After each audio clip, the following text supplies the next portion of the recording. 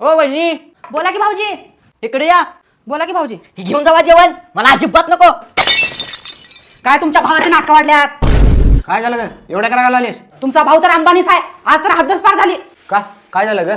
एवढा चांगलं जेवण बनवून दिल ते टाकलं माझ्या तोंडावर आणि मला उलट बोललाले. होय का? तिची एवढी हिंमत वाढली का? थांब, त्याला बघतोच आता. तू थांब इथं. अरे पका थांब. काय झाले? वहिनीवर भांडण काय झाले?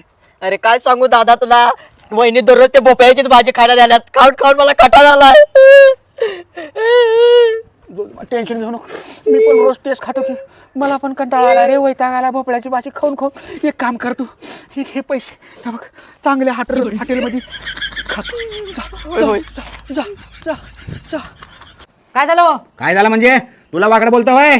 2 कानाखाली लावलं तिच्या, मिनिटात सरळ झालं त्यांना. अहो कशाला मारलो, फक्त समजून सांगायचं होतं. मारलं म्हणजे? त्याच्याशिवाय नीट होत नसते आजकालचे पोरं. त्याला अक्कल आहे का? एवढ्या चांगल्या जेवणाला नाव ठेवतो होय त्यांना. चला तुम्हाला वाटते जेवायला भोपळ्याची भाजी.